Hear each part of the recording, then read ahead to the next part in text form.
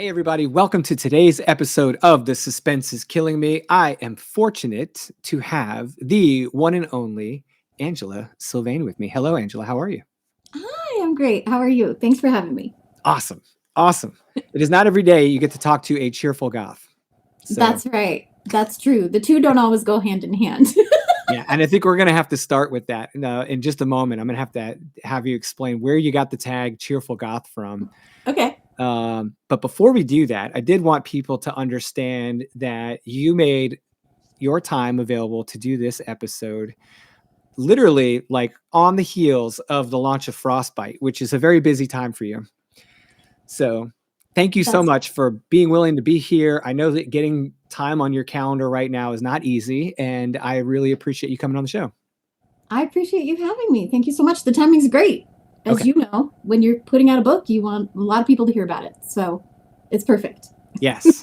Yes. And hopefully we'll be able to expose some new listeners and new readers to Frostbite and all the other great books that you've got coming down the pipe, because I know this was like your really big like first debut, but we know that you're not done yet, Miss Angela. That's true. All right, so talk to me about this cheerful goth thing. Where did the tag cheerful goth come from? Well, okay, so you may remember they're getting more popular again, but you may remember when everyone had a blog, right? Blogs were like where it's at. Nobody had websites or anything like that.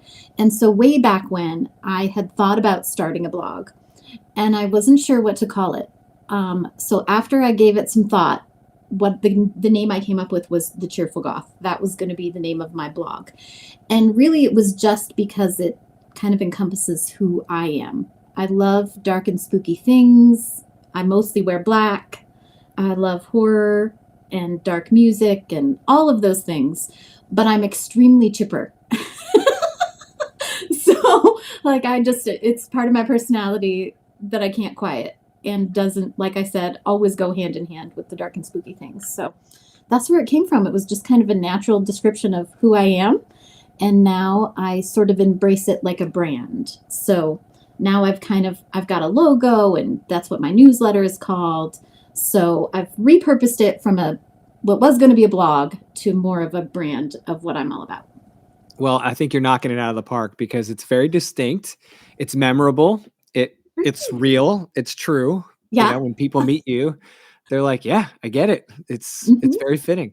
And I do love your logo. And if for those that are interested in seeing it, go to Angela's website is what I'm trying to say, angelasylvaine.com, and you can see the Cheerful Goth logo for yourself. And I see it prominently displayed on your books page on your website, and right alongside the beautiful cover for Frostbite, which we'll talk about in just a little bit. What a fun story, and I can't wait to hear more about what inspired this book of yours, because it is super cool. And we were talking a little bit about the Midwest before we came on, and you can educate me and everyone else about where the heck you got this awesome idea from. All right. So if I could like rewind a bit and go back in time and meet like young Angela, what is young Angela doing? What are you reading? Where are you? Like, where in the world are you? So I grew up in North Dakota, Grand Forks, North Dakota. So kind of a smaller town, a little bit more of a rural setting. I was definitely an indoor kid. Oh, So reading from a very young age, not avoiding going outside as much as I possibly could, particularly in those bitter North Dakota cold winters. hmm. Um, and I actually grew up in a trailer park in North Dakota. So that is similar to the setting of the main character from Frostbite. So that really comes from my childhood and formative years. I was grown up in that trailer park, pretty poor, using my quarters I got for babysitting to buy books at the thrift store was essentially where it all started for me. And I think at some point in my kind of childhood and early teens, shifted from reading sort of what I was supposed to read based on who I was, to reading things I wasn't supposed to read. So it was like shifting from the Babysitter's Club and Nancy Drew to Stephen King. because those were the books I bought at the thrift store, and still have some of those old copies. So that's kind of where it all began. And the other piece I think that was formative for me in developing sort of my love of dark things was one of the kind of things we did spend money on in my family was television. So we budgeted to have HBO. That was one thing we always had at my house was HBO. So I was also watching a lot of movies that I probably, wasn't old enough to watch Sure. late nights as well. So just corrupted from a young age, which was great. That's one of my favorite themes on the show is young age corruption of Yeah. all our writer guests. So much like you, my we didn't have a lot of money growing up, but my mom insisted on having HBO. Like we might be check to check. She was not giving up HBO. That was Yep. like the luxury she was going to have in life. And the Crypt Keeper, like, dude, The Crypt Keeper. I have such yes, like positive. Is it weird that even just thinking of the Crypt Keeper like puts a smile on my face, even though he's like a corpse essentially? So great. yes. And I'm fairly certain that that's where I was watching the Crypt Keeper was through HBO's running, and this was in the late this was in the late 80s. Yeah. I remember being a little kid watching that, and just being in love with it. And then Pet Cemetery, the movie, was on, and my mom was like, "Dude, you got to see this," and I was just in love. So like all the things. So yeah, That's awesome. I appreciate your perspective on exposure at that age. Now, was music a part of that for you? Like, what kind of music were you listening to at that age? Because I think like sometimes these things go hand in hand, and sometimes they're part of that culture clash in our youth. Yes, for sure. I Yeah. think there is a little bit of a culture clash there for me because I definitely still to this day listen to a lot of 80s and 90s pop music. I also like darker things like grunge and industrial, but truly at that age, I was listening to what was on the radio, on my little tiny pink boombox tape player. Right. Um, so yeah, for me, it was probably, frankly, a lot of like Tiffany and Debbie Gibson and, some Pat Benatar, that kind of stuff. Hell yeah. Which I still love, honestly. I love all of that music. It's so nostalgic, even though, it's poppy. It just Sure. makes me feel good. So, embrace it, I guess. Hell yeah, man. Yeah, my daughter and I were just talking about this yesterday, because we had the 80s, I think it's called 80s Reload or whatever it is on Sirius XM. We had it on, and she was like, "Man, the music from song to song's so different." Like, and I said, "Yeah, man." I said, "But it's hard for the kids, I think, now to understand how dominant that pop culture was for us in the 80s and 90s Yes, because we were just surrounded by all that music through MTV and all the radio stations. I mean, it's just like they were all putting out the same waves. that's right. And you didn't really have a lot of options, right? Right. Like MTV, you watched whatever was on MTV Yep. and you Yep. loved it. Yeah. Yeah, absolutely. I think one of the life altering things for me was when Headbangers Ball became a thing I was exposed to. I was like, wait, I can I watch this at night. And then it was like Anthrax and Metallica and Testament. I was like, oh, what is this? Like my mind just was like, Amazing. I yeah, know. For me, it was probably more, I go a little more alternative than like metal. For me, it was probably Alternative Nation, was when I right. was like, okay, there's a whole nother musical world out here that I wasn't aware of, and I love it. Yeah. Heck yeah, man.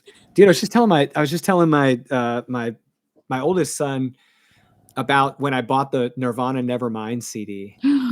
I was at this tiny little like hole in the wall record store that we had here in Newport News. It was called Fantasy. It was kind of like a head shop slash music shop slash whatever. And I remember I had to go there to get it because they didn't carry it in the big stores yet. It was like brand spanking new. And I thought it was so different sounding. I've got to pick this up and I got to give it a try because I was into heavy stuff, but that wasn't really like, it wasn't metal. It was just something different. And so I picked up Nevermind, and I also went back there and ended up picking up everything that was like one right after the other grunge, like Soundgarden and all of it, like, I mean, you name it, Screaming Trees, like all of it. And Love it. the one thing I wouldn't buy was the Pearl Jam 10 album It because was at a the little time I more. thought it was too commercial. Yep. That was your It's commercial it's alternative. yeah, Yeah. it's such a great album. So I don't know what my problem was. I don't know, a teenager, that was my problem, but We just have principles at that age, yeah, that's you it. gotta. Yeah, I was a moron, but it was part of that experience of buying. Like, I didn't buy it in like a main box store. It was like, yeah, you're not going to get this anywhere else, man. And then of course they Totally. blew up. So you You're could get like, it but anywhere. I knew them first, you know. Yeah. I almost had to be talked into buying the CD by my buddy, which makes me feel even worse now because it's such an iconic album. But Oh my like he was gosh, like, it's "Oh, just give so it a try, man." And meanwhile, we were surrounded with all this hair band and hair metal crap, and I was so angry Mhm. about that that I thought anything would be better. So, I do kinda like hair bands too, though, I have to yeah, admit. Guilty pleasure. yeah. Hair bands are still pretty good too. I have a much more of an appreciation for it now than I did then, I think. So you end up growing up in this environment where elements of what you built into Frostbite are clearly there, right? And you end up growing up in North Dakota, and you leave, right? I mean, at what Yeah. point did you leave? Did you leave when you were a teenager, when you were older as an adult? After college. Okay. So, yep, I still went to college there at the University of North Dakota, but basically sort of knew I Mm, would be leaving. So I stayed for, in state cheap tuition and a right. scholarship and knew as soon as I graduated that I would be gone. Partially because, there weren't a lot of opportunities in the town that I was in, but also I, was never really a fan of the cold weather. And so the goal in my mind was always to leave North Dakota. And don't get me wrong, the people there are lovely. The culture is really nice, Mhm. but I just couldn't hack it. I don't think I'm like at my core someone who could survive long term in that environment. Gotcha. Well, you didn't exactly go very far south. Like, did you go straight to Colorado from there? I did, yeah. So I went straight from there to where I live now, which is northern Colorado. Um, and a lot of people think it's pretty cold here, but it's actually not. The winters are super mild, especially compared to what I grew up with. So Yeah, I I was love about to say context matters. context matters. Probably people from Arizona and California are like, what is this monstrosity? I hate winter here. But no, I love it because we still get seasons. We still get snow, which I like. I just don't like that really bitter cold and snow that sticks around for 6 months. Mm. So it's perfect. So what did you go to college for? What did you study? I studied psychology Mhm. and Eastern religions and philosophy. And do you feel like that's helped you as a writer? Like, do you find that influencing your writing at all? Yeah, I think so. I don't use really much of that in my day job, except to say that psychology is pretty much applicable to everything. Right. Anytime you're working with people, Sure. but I think that I always was interested in kind of what makes people tick and why people do the things they do, Mhm. which absolutely helps with writing and developing character motivation and kind of understanding all of that. And then on the religion and philosophy front, I was particularly interested in like Eastern religions as well as cults and alternative religions. And that's something that carries through for me today. I'm pretty much obsessed with cults or like when people kind of go too far with religion and really become fanatical, Yeah. which ends up making it into a lot of the things I write.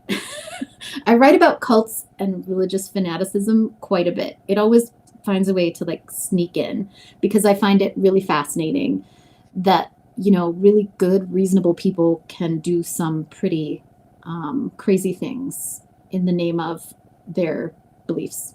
Yep. Absolutely. Yeah, I find that really cool um how you're able to pull that into your writing. And were you writing fiction at that point, or were you No, you were holding off, huh?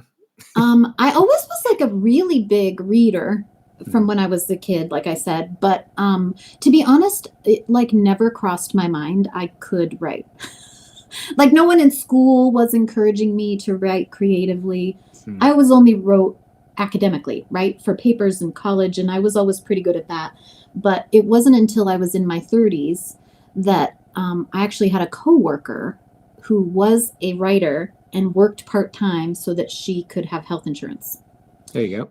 And we just would talk books all the time and talk about her writing. And she was the first person to ever say to me, like, have you thought about writing? And it was a moment of, life-changing moment Sure. where I just said, I've never actually considered I could do that. And it ended up being something I just stuck with and have loved. So I came to writing pretty late compared to most people, which I'm sometimes regret. I wish I had started earlier, but what can you do? Yeah. What are you gonna do, right? I think it came to you at the right time, right? So, I mean, you probably avoided some pain because you're a little bit more mature when you started writing than some people. Like I think it was Red Legault, and I was talking with Red. For those that haven't heard the episode with Red, go check that one out. But when Red and I were talking, we were talking about finding old writings of ours from when we were younger, and I'm like, oh my god, this is so bad, But like, I just had to get it out, man. I had to get rid of my teenage angst, and but now I look back and I'm like, oh god, like, Oh, well, and I just don't know that my ego could have taken it either, right? Like at yeah, those ages, like I didn't have the confidence that I do today to be able to deal with rejection and feedback and all those things. I probably wouldn't have been as good at that. So, yeah, that would definitely takes a bit of skin. So you come to writing, you're interested in getting started in this. Did you start writing a certain type of fiction first? I mean, were you writing in this genre, or did you start somewhere else? I started somewhere else. I first started writing more kind of young adult paranormal books Hmm. because, frankly, they were super popular at the time, Hmm. and it was kind of what I was reading. I've always liked young adult. I've never grown out of reading young adult books. I really like them. But that's kind of what everyone was reading, and so that's what I tried at first. And I wrote a couple of trunk books, and sort of started to realize that horror was what I was good at and what I liked. So I shifted to just writing short stories for a couple of years to really perfect the craft and figure out what I was doing and kind of nail down the kind of things I like to write and experiment a little bit more. Hmm. So that was an important time for me, just writing a ton of short stories and now have come back around to, okay, I think I know who I am as a writer and what my style is. And I'm ready to actually, I was ready to tackle another novel. Gotcha. Awesome. And so you moved from that into drafting and writing Frostbite, correct? That's right. Yeah. How long was that process for you? Like, how long did you spend kind of working with Frostbite before you got to publication? So I actually wrote it as a novella Hmm. and finished it, and it was pretty fast, like probably, 3 to 6 months, maybe. Right. And then I pitched it to the publisher, Dark Matter Inc., and they accepted it, but said, we'd like you to consider expanding this to a novel. What do you think? We'll take it either way. But what do you think about expanding it? So I said yes.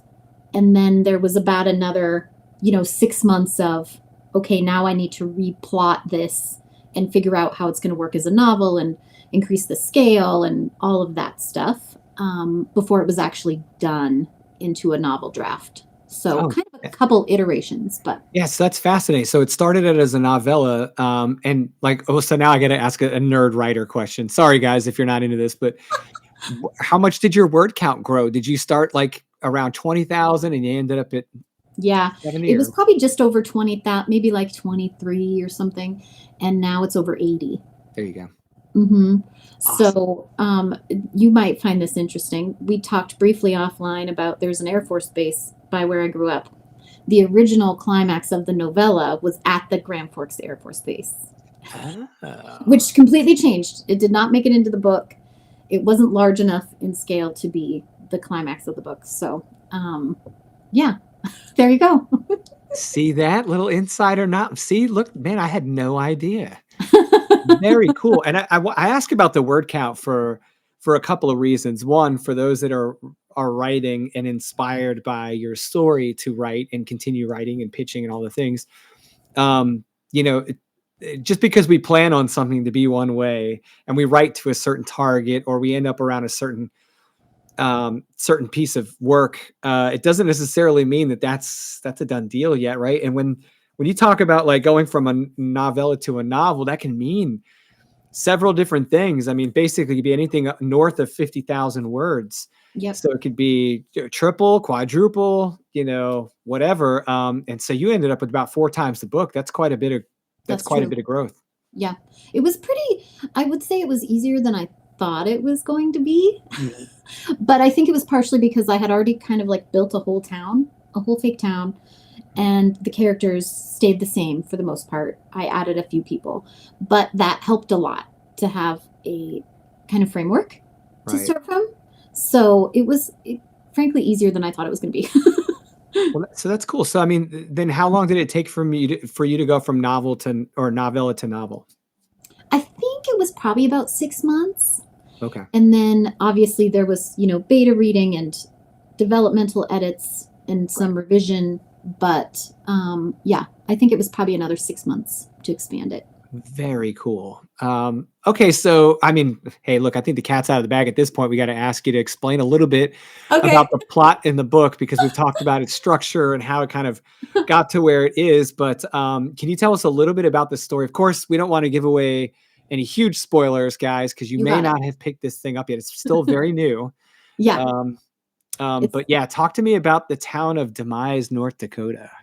Yeah. What's going on So, here? so as I mentioned, it's a fake town. So it's one of those things you do to protect yourself. This is not based on real places or people. It's inspired by though real places that I know from North Dakota. So it's a small town in North Dakota, and Raylene, our main character, lives in a trailer park on the edge of town. And one night she sees a meteor hit behind her trailer, Hmm. and what happens is that meteor contains alien worms, which infest the hibernating prairie dogs and turn them into vicious creatures whose bite steals your memories, basically.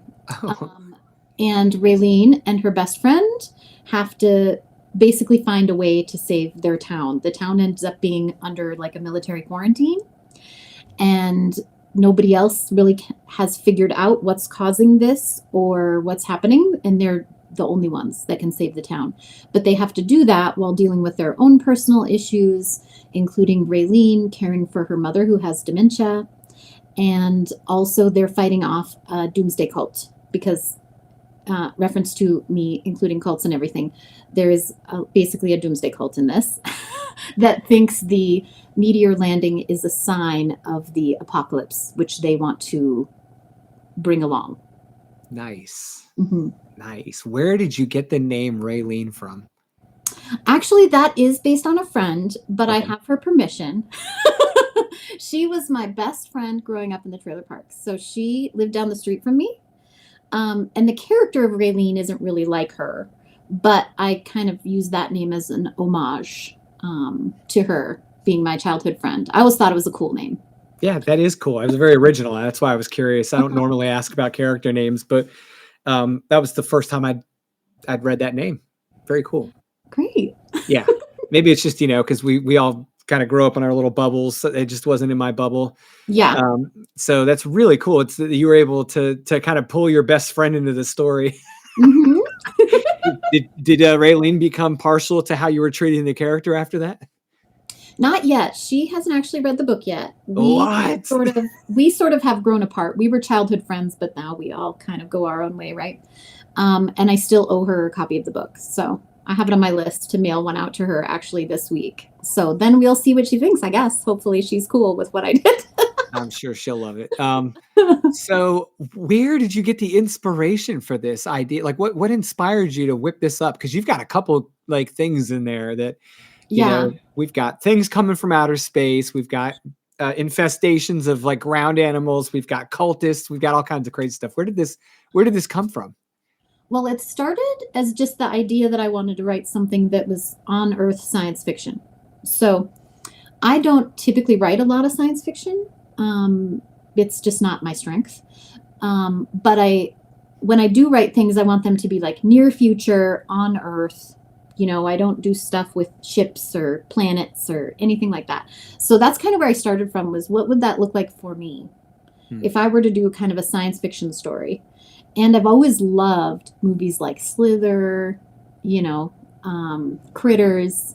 Those were kind of like the inspiration in my mind of what does it look like for me to tell a story like this, which is kind of how it became horror comedy as well, because you can't really infect prairie dogs without it being a little bit silly.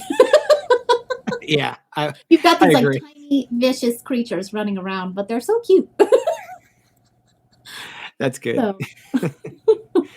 So So you pitch this wild story to Dark Matter Inc. and they're like, yes, let's roll with this. You yeah. go from novella to novel, and you sit back and go, I've got to get like a really cool cover for this story. At some point in your process, was tell me a bit about the cover, because I really like your cover. It screams Thank YA, you. by the way. Like to me, Yeah. when I saw this, I thought, oh, this is going to be perfect for my daughter, right? She'll Yeah. probably really dig this. Not that you intended to send that kind of message, but you really did pull a lot of that like strong 90s nostalgia Yes. in, appeal to a young reader, but also appeal to people that would have been young readers during that time period. Yep. So I think you like really nailed the cover on this one. Tell me a bit about your cover art process. So I agree. By the way, the cover is perfect, better than I ever could have imagined in my mind. And essentially, the publisher picked out a bunch of artists and sent them to me to say, what do you think? Whose art do you like the best? And what would be the best fit?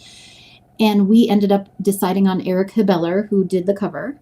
And he's done some work for Disney and has a very like bold color palette Mhm. and style. And essentially, what we told him is that we wanted it to look like an Amblin Entertainment movie poster. So that Perfect. was the idea, is that it should look like a movie poster, like Adventures in Babysitting or Indiana Jones or Yeah. Goonies, those kind of things. That's the inspiration we gave him. And I think he just nailed it. So Yeah. it was a really fun process to work with him. He's great. That's so cool. Yeah, I mean, he knocked it out of the park. I mean, that really is exactly what that is. I mean, you brought that 90s kind of 80s sci-fi movie poster flair in. I loved it. I loved it. That was the inspiration for it. And yeah, dude, you nailed it. If you're listening to this, he did a great job on this cover. It really does pop. I mean, the color is fantastic. The way he's got everything laid out is definitely right down the line for that nostalgic kind of movie poster look. And I'm just noticing now that the crater in the cover is the crater from this event, this Yes, astronomical event. that's right. There's some little, kind of little tiny Easter eggs in there that before you read the book, you won't know what they are. But after Yeah, you read it, you'll pick up on some things that he sort of put in, which is very cool. So yeah, it just turned out really great. super cool. All right, so tell me what you like. You've had the book out now for it's been what, 3 weeks as of this About recording? two weeks, I think. Two Hmm. weeks. Okay. Um, from what I've seen, you've had great like response. It seems like you've had a ton of support. Everyone's enjoying it. That's interacting with you on socials. You're obviously ecstatic about talking about it. You seem very happy with what the experience you've had with the book. Yeah. Tell me a little bit about what this last 2 weeks has been like for you. It's kind of surreal, which I'm sure a lot of authors feel that way, Mhm. putting your first novel out. It's just a weird experience, right? Right? Yeah, But it it's is been different. incredible. You are exactly right that I have had a ton of support from people in the horror community. I've had, my publisher is amazing. I had ARC readers who really were incredible and helped me promote the book in advance and get advanced reviews. So it's just been awesome. It's been an awesome experience. And the other thing that I've learned a lot about is marketing. Yes. So, I did a lot kind of going up to the release of trying to figure out what worked and playing with a lot of graphics and videos and swag and all kinds of stuff to see what it would appeal to people. Mm. So I think that's the other nice part now that it's out is I feel like a lot of that worked, which feels good because you spend a lot of time on that and you're not really sure if you're wasting your time or what. So, or if you're posting too much, are people getting sick of you? That kind of thing. So, in retrospect, I feel like it feels like I was doing the right things and that it paid off, which is a relief. I'm gonna say something that hopefully I don't get lambasted for this, because I learned book marketing from a book marketing pro on the nonfiction side, and she's like, she has a Honore Corder as my mentor in all things book business, and she told me something very early in my writing learning experiences with the marketing side of this that stuck with me, and I've used it in my business, I've used it in my books, and I've repeated it in my nonfiction that I've published. But she says that a book in motion is money in motion. A Yeah. book at rest is money at rest. So, like, if you're not promoting your book, no one's promoting your book, No. and you have to get out there and move that thing. Um, and it's just about circulation. And this is the part I was going to say. I hope I don't get lambasted about this.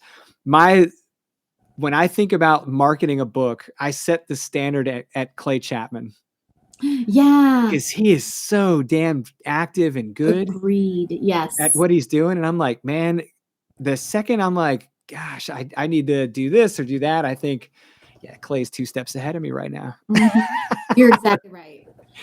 Yeah. Should we all get to that point? Yes. So Clay, if you're listening, and I hope that one day you will be, because we've talked a bunch, and he's from not too far from where I'm living right now, so we've Oh, had some conversations about the Richmond area where he grew up. That's where my wife grew up, like right down the road from him. cool. And so if you're listening to this, Clay, uh, you can consider yourself the gold standard for my marketing perception right now for all things fiction. I agree. I endorse that as well. You endorse that as well. And you had some fantastic editorial reviews. I mean, the names on here, Gwendolyn Kist, we've got Brian McCauley. You had, I'm looking through here because I know you had Alex Ebenstein, who Alex is he was our very first episode I on this know. That podcast. was a great episode. Yeah, Haley Piper, Max Booth. I mean, you've had some really great feedback from some really well-respected Yeah. people in the genre. So I think that's got to be a pretty cool experience for your debut to It's get so such a warm cool. welcome. It helps you feel a little more legitimate. Yeah. And also, frankly, they didn't have to do that. So I just give them a ton of credit for being the kind of people in the community that are willing to spend their time, which is they don't have a lot of, to Right. support someone new because you asked. I mean, that's just a generosity that I think is incredible. And part of what defines a lot of the community, which is so great. Yeah, I've found the same. I mean, I was a little nervous about coming into the horror fiction community from the nonfiction side, just because it was a new room to walk into, Yeah. and I wasn't sure how welcoming it would be. I wasn't sure, and this is going to sound kind of crazy, but my test of this was StokerCon. Yeah. So I wasn't like very active on socials and things before StokerCon. I was just about getting active on socials with the community, but I was almost watching from a bit of a safe distance. And then I was talking to my buddy Zach Bohannon, and he said, "Hey, you should really go to StokerCon." And this was the 23, and I Yeah. said, "Yeah, I think I might." He's like, "I think you should go." And so I said, "Well, if you're going to be there, I'll meet up with you." And we went, and I literally walked into the hotel the night of the kickoff, not knowing anyone else there, but Zach and maybe 2 other people, and just kind of took a spot at the bar, got a beer, ate some dinner, and kept to myself, and just watched people because I wasn't sure how much like I was going to see people interacting, and I'm like, oh man, everyone here acts like they've known each other forever. Like, this is great. It looks like this is going to be a little bit more welcoming than I maybe initially anticipated. And then by the end of the weekend, I was like, oh yeah, I feel completely comfortable. Everything's great. Totally. Yeah. My first year going was 22, and Mhm. it was here in Denver, so it was perfect. Yeah. A little more low risk, you know, Yeah. and I felt the same way. You know, nervous, didn't know a lot of people. I had one good friend, and we were like, let's watch out for each other and make Mhm. sure we have someone to eat with, and you know, just in case. But you know, I left that weekend having many more friends than I started with, and feeling really like I was in the right place. Incredible. So, hey, big shout out to StokerCon for allowing That's right. people to get their feet planted a little bit. And you and I were both talking. We're going to be at StokerCon 24 in San Diego. Yeah. So first drinks on me. Oh, great. Second drink's on me. Okay. And yeah, I'm really looking forward to that trip because it's gonna be a lot of fun going to San Diego and knowing many more people this year than I knew last year. And if anything, I'll just be able to connect with some of the people that we've had on the show that haven't actually been able to meet face to face yet, which is going to be I awesome. know. I love seeing like podcast friends and social media friends in person. It's incredible. It's like you've done all this work to develop your relationship before you ever actually get to meet. Hmm. So I don't know. It's just a powerful, powerful thing. Well, I hope this is resonating with people that are maybe stepping into the community or maybe new to writing in this genre, because I had been writing in horror for years and years and years, but I didn't publish anything. I had kept everything under wraps. I hadn't interacted with the community. I just kind of was in my own little bubble. And I hope that people that are maybe in similar situations to the one you and I were in, even though they were different, we both kind of walked into the same kind of experience there and got to know people that way. So, dude, just get out there and do it. Get to meet people, and if Yeah, anything, you can just reach out to Angela and I. We'll say hey, that's what's up. right. If you don't have anyone to talk to, I'm very friendly, and I will be your friend at She's StokerCon. So you just find me. That's right, the cheerful goth. You can't miss her. That's right. So with the book being so new, do you have like any up and coming? Do you have any upcoming events and promotions for the book? Are you? I mean, I know it's kind of a unique time of year for a launch. Yeah, I do. So I already had kind of a launch party, Mhm. which was cool. It already happened, so it's not like people can go, but Right. I'm super proud of the fact that I had a signature beer, so I always want to mention it. Nice. We have a local brewery who was super nice. I reached out to them. They're called Snowbank Brewing, so if anybody has a chance to support them, they're wonderful. They brewed a custom frost beer for the book launch, so that was super fun. And then upcoming, I have couple signings at local Barnes and Nobles on the October 29th and November 25th. And then I also have an event at a bookstore here in Colorado called the Tattered Cover, and Nice. that'll be on Friday, November 3rd. And that'll be more of a interview with another author and more of a traditional, you know, author event at the Tattered Cover. So, Excellent. yeah, Excellent. Well, you guys go out there and support Angela if you're in the area there, and get to know her. You can meet her before StokerCon. That's pretty cool. that's right. And then you'll know um, someone. yeah, yeah. So can I ask you about Dead Spot? Yeah, of course. Okay, and I figured it was safe because it's on your website. So, Yeah. Dead Spot and Chopping Spree. So you've got both of these listed as 2024 releases. Dead Spot is the stories of lost girls, a sweet but heart-wrenching horror collection about women and girls trapped in circumstance, manipulation, and obsession. So is this an anthology that you're a part of? It's a collection, so it'll be my first standalone short story collection that's all my stories. Okay. And I would say about, oh, maybe 40% of them are, well, maybe 50% of them are previously published and 50% of them are new. That comes out the 1st of May, Hmm. 2024. So I'm super excited. It'll be my first collection. Nice. So that's great. And then Chopping Spree is a previous novella. It was my first novella I ever wrote, and I love nostalgia. It's kind of more 80s nostalgic, and it takes place in a mall. It's basically a mall slasher with kids trapped in the mall running from a killer. And but there's more to the story, and there might be a cult in that one too. But that one was originally released through Unnerving, and Dark Matter approached me about doing a re-release. So we're going to re-release it with previously deleted scenes. It's going to be expanded and with a new cover. Hmm. So that'll come out in 2024. I'm not sure the date yet. And then it's actually also going to be released in Spanish. So Dimensiones Occultas picked it up. So it'll be coming out in Spanish in 2024 as well, which is super exciting. Excellent. Good for you. Thanks. That's just really cool for your readers because they're going to have some new stuff to pick up, and you've got me really wondering about the dead spot. So if this is you said 40% of the collection is previously released, then that means the other 60% ish is newer. Like you haven't released it at all. Is it stuff you've written over the years, or is it stuff that you just wrote? Yeah, stuff I've written over the years. Okay. That just kind of fit the theme. Mm-hmm. So yeah, some very new stuff written specifically for the collection, other stuff that I just never found a place for.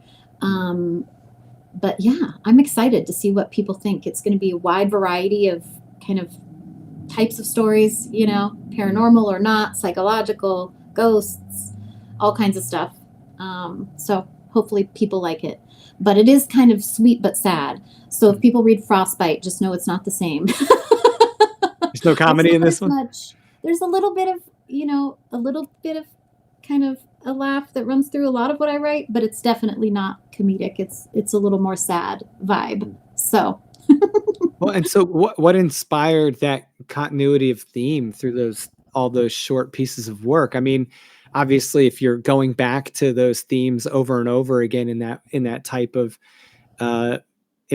writing, then there's some type of continuity there that keeps bringing you back, right? What inspires that? And I don't know that I knew that until I looked backward, right? Mm-hmm. We don't always know what we're doing or what we're drawn to. But I just kept writing stories that were about women or girls sort of lost in some way, whether it be because they lost loved ones or they lost the world. It's like a post-apocalyptic world, whatever it is. I think it just stems from my experience being a woman in the world, right? And seeing that it can be hard sometimes. And no matter how much you fight against it, you can sometimes become the victim of circumstances out of your control, or sometimes in your control, and maybe you make bad decisions or something. But that's probably where it stems from.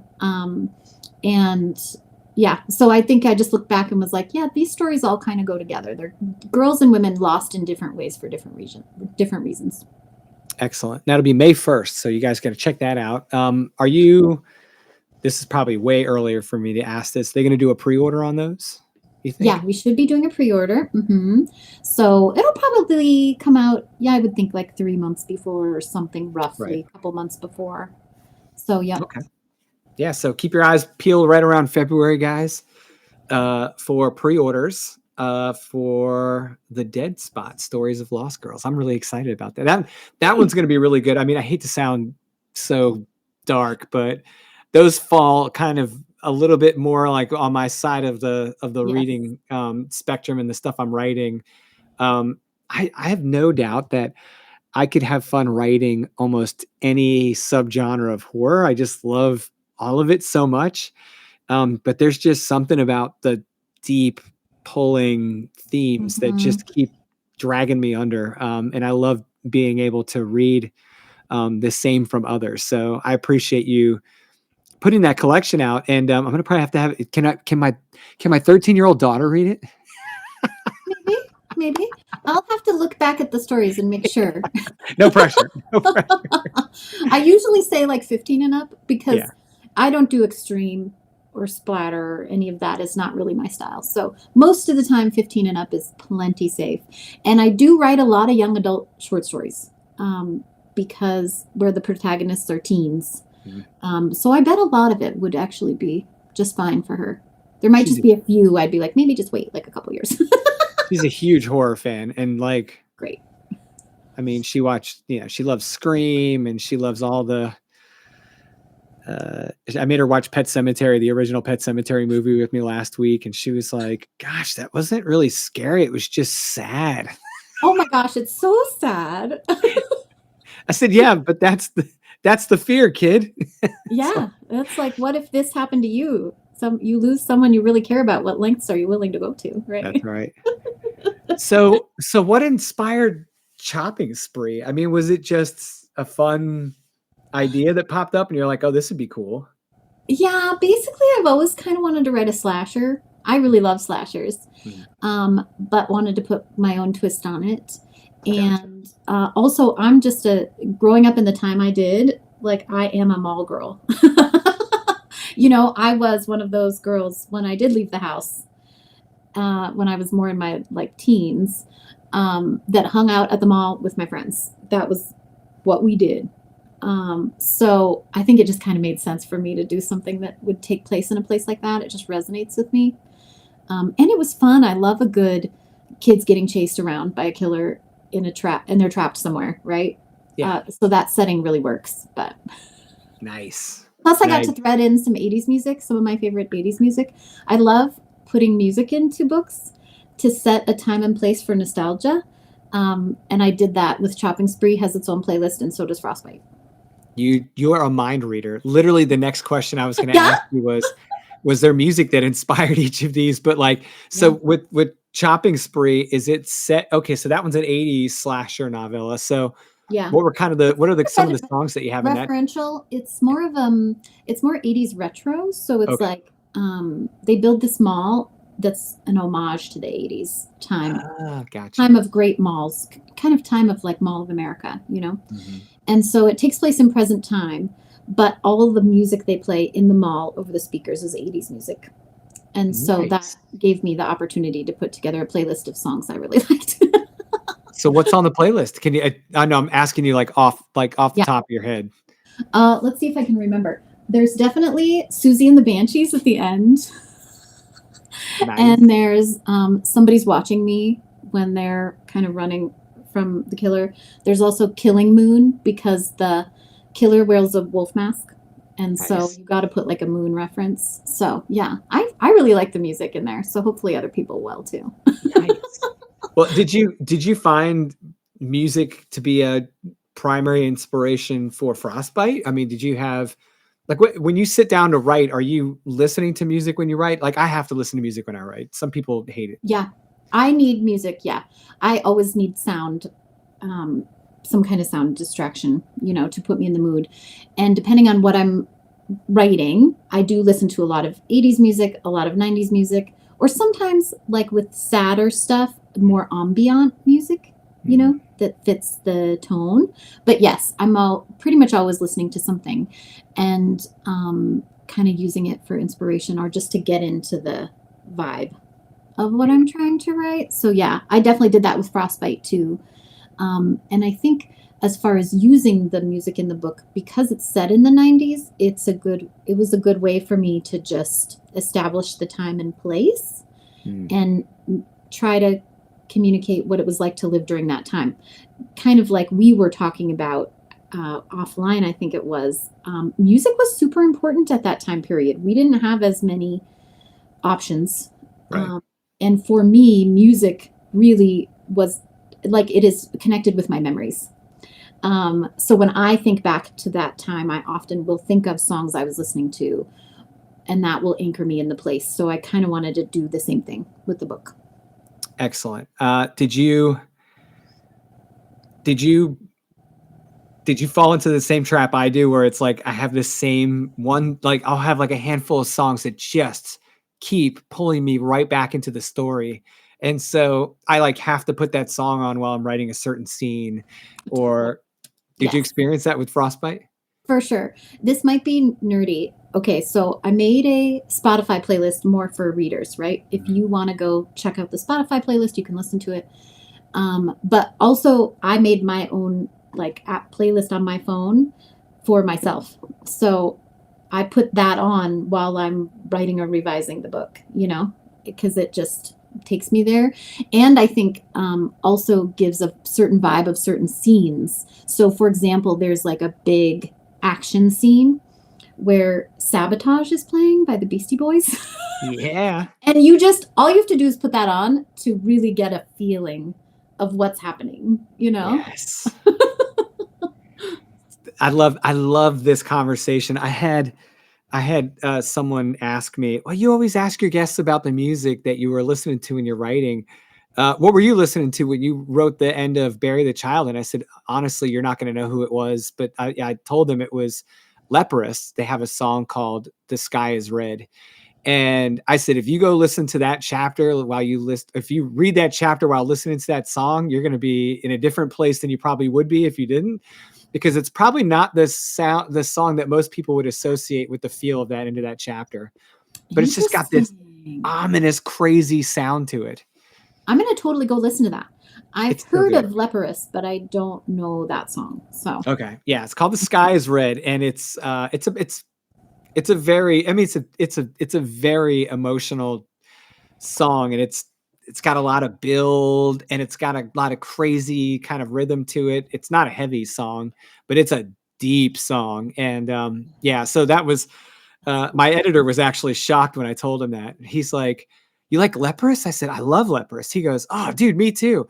I said, "Dude, I wrote the whole last chapter of that book to The Sky's Red." He goes, "No way!" He was freaking out. He's like, "I wish I'd have known that. I would have edited it to that song." oh my gosh. Yeah. So that's taken the whole nerd factor one Totally. step probably I too far. love it. Yes.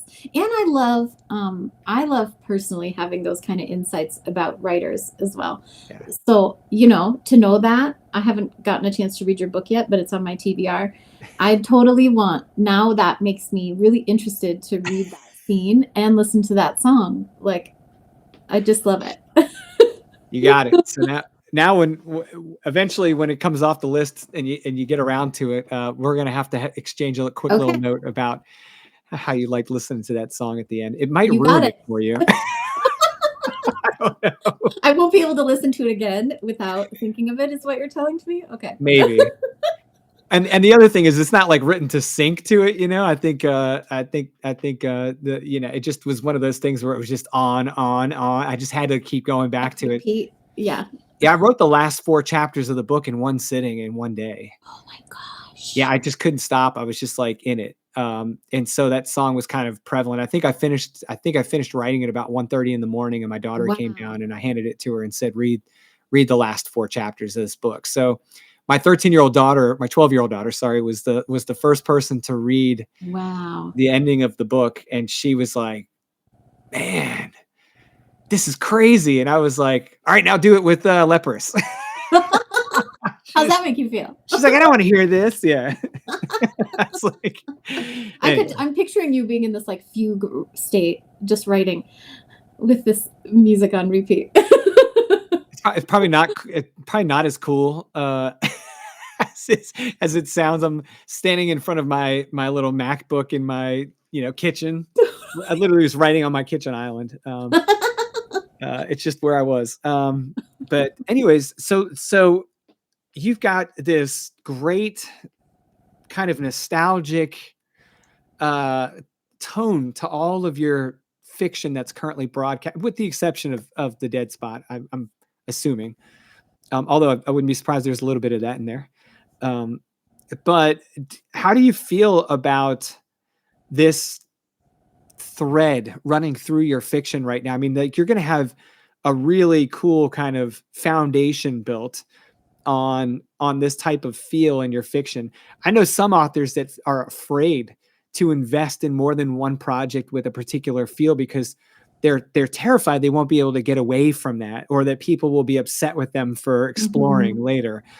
And I'm always like, nah, dude, you can't control what you're motivated to write, and you should feel comfortable writing about what you want to write about. But I also, as a writer, understand that I have a group of people that are really like certain things, and it's okay to keep giving that to them as well. So have you considered that in your kind of writing style moving forward, or are you just having too much fun to care?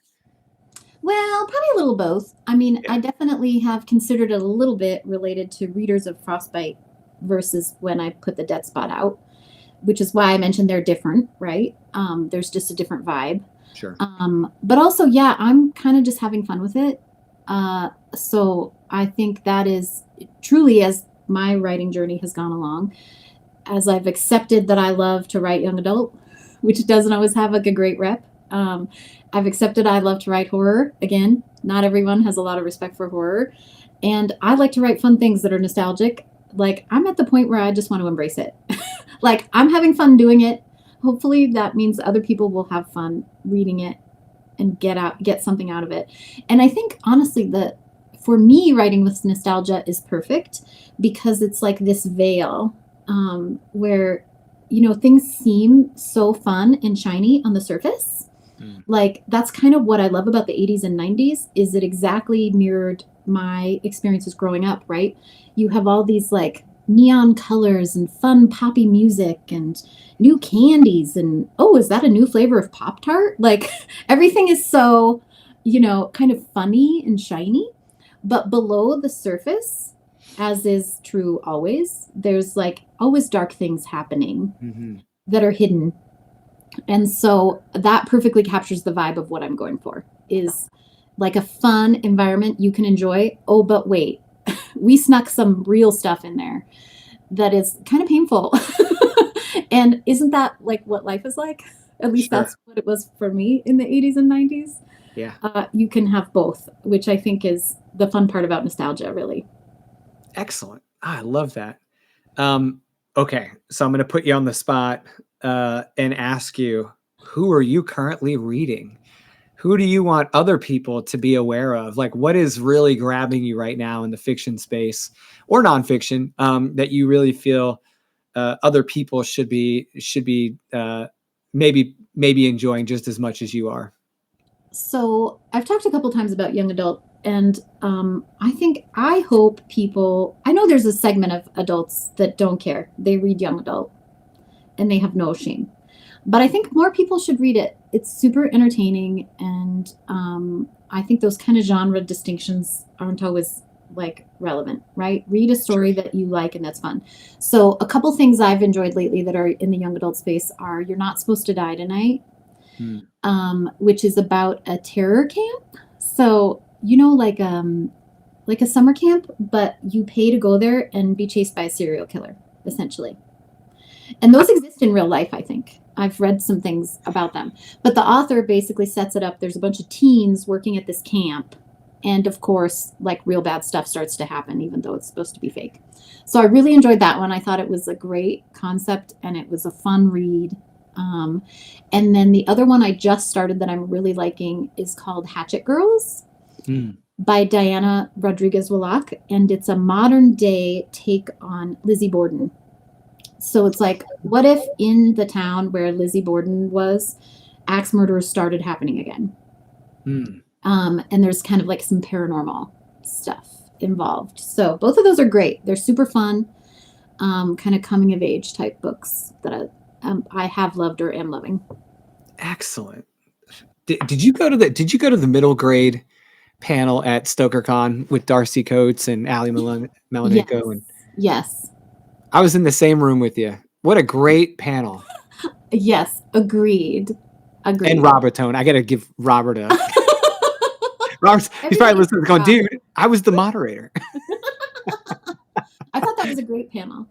Yeah, It was really good. I did. It really opened my eyes up to middle grade and young adult and the Mm-hmm. distinctions between. And I didn't realize at the time that what I was writing could fit into those camps because it was, no cussing, no sex, no drugs, no. Yep.